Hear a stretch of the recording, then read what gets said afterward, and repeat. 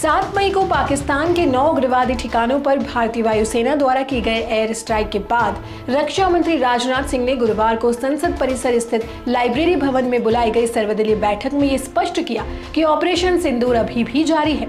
उन्होंने बताया कि अब तक करीब 100 उग्रवादियों को मारा गया है और इस ऑपरेशन के दौरान भारतीय सेना ने पाकिस्तान और पाकिस्तान के कब्जे वाले कश्मीर यानी कि POK में उग्रवादियों के ठिकानों को निशाना बनाया है। यह ऑपरेशन एक ऑनगोइंग प्रक्रिया है और भारतीय सुरक्षा बलों ने अपने रुख को मजबूत बनाए रखा है। नमस्कार, मैं हूं राधिका और आप देख रहे हैं UB न्यूज। आज की रिपोर्ट में हम बात करेंगे ऑपरेशन सिंदूर के तहत अब तक की कार्रवाई, सर्वदलीय बैठक में क्या उठे प्रमुख मुद्दे, सुरक्षा चूक पर विपक्ष की प्रतिक्रिया। बैठक में गृह मंत्री अमित शाह, विदेश मंत्री S जयशंकर, वित्त मंत्री निर्मला सीतारमण, स्वास्थ्य मंत्री JP नड्डा, संसदीय कार्य मंत्री किरण रिजिजू, कांग्रेस नेता राहुल गांधी, विपक्ष के नेता मल्लिकार्जुन खड़गे और AIMIM प्रमुख असदुद्दीन ओवैसी समेत कई प्रमुख नेताओं ने हिस्सा लिया। बैठक के बाद किरण रिजिजू ने कहा, राजनाथ सिंह ने सभी दलों को ऑपरेशन सिंदूर के बारे में जानकारी दी। सभी नेताओं ने एकजुटता का प्रदर्शन किया और भारतीय सेना को पूरा समर्थन देने का संकल्प लिया। उन्होंने ये भी कहा कि प्रधानमंत्री मोदी चाहते हैं कि ऐसी संवेदनशील स्थितियों में देश एकजुट रहे। आज ऑल पार्टी लीडर्स का मीटिंग राजनाथ सिंह जी की अध्यक्षता में बहुत अच्छी तरह से हुई है। बहुत गंभीर विषय था, इसलिए सबने गंभीरता से अपने बात को रखा है। सबसे पहले रक्षा मंत्री जी ने ऑपरेशन सिंदूर के बारे में पूरे लीडर्स को जानकारी दिया, परिस्थिति के बारे में, हालात के बारे में और सरकार का मंशा, सारे चीज़ों को लेकर के ब्रीफिंग हुआ। उसके बाद में सारे पॉलिटिकल लीडर्स ने अपने मत रखा, पार्टी का विचार को और सुझाव भी दिया है। मैं ये मानता हूँ कि सारे पॉलिटिकल लीडर्स ने मैच्योरिटी दिखाया है। ऐसे वक्त में जब देश एक बहुत बड़ी चुनौती को हाथ में ले करके काम कर रहे हैं, तो इसमें राजनीति का कोई जगह नहीं है।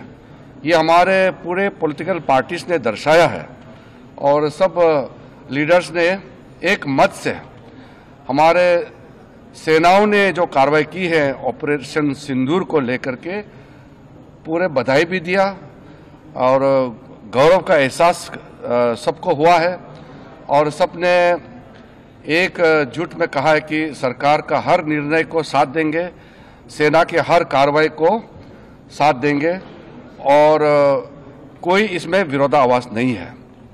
राहुल गांधी और मल्लिकार्जुन खड़गे ने स्पष्ट किया कि वे सरकार के साथ हैं। खड़गे ने कहा, हमने सरकार से आग्रह किया कि प्रधानमंत्री बैठक में मौजूद रहें ताकि विपक्ष को सीधे उनसे जानकारी मिल सके। राहुल गांधी ने कहा, हमने सरकार को पूरा समर्थन दिया है और ये समय देश के एकजुट होने का है। उन्होंने कहा कि कोई चीज कॉन्फिडेंशियल है रक्षा के विषय में, हम उसको अब नहीं कह सकते हैं, ये उन्होंने कहा।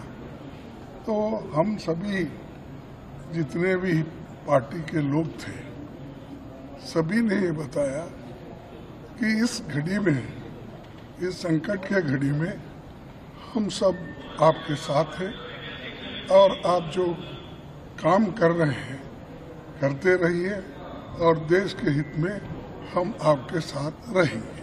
असदुद्दीन ओवैसी ने भी ऑपरेशन सिंदूर की सराहना की और सुझाव दिया कि भारत को अमेरिका से उग्रवादी संगठन TRF यानी कि रेजिस्टेंस फ्रंट को आधिकारिक रूप से घोषित कराने का अनुरोध करना चाहिए। गवर्नमेंट से मैंने गवर्नमेंट से कहा कि आपने अच्छा जवाब दिया OIC को और तुर्किया को हमको समझाना है कि तुर्किया पूरे विश्व में एक ऐसा कंट्री है जो अपने ही देश में जो टेररिस्ट ऑर्गेनाइजेशन है कर्ड्स, उनको बॉम्ब करता है।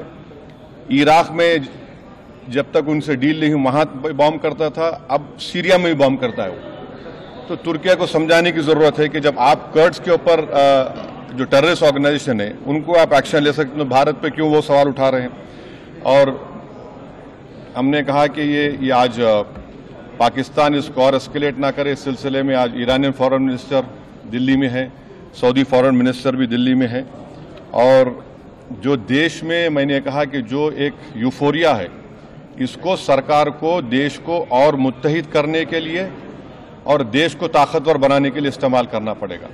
आज के लिए बस इतना ही। यूबी न्यूज आपके लिए लाता रहेगा देश विदेश से जुड़ी ऐसी ही तमाम खबरें। तब तक के लिए धन्यवाद।